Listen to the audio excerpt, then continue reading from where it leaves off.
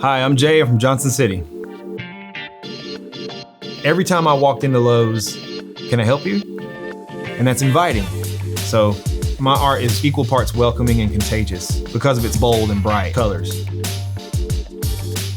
My twin sister Jessica passed, 23 years old.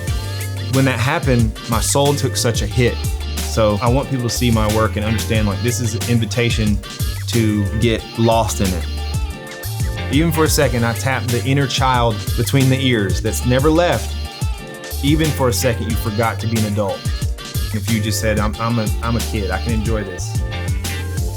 It's my way of giving back and giving too. Because that's all I'm gonna do is represent Johnson City.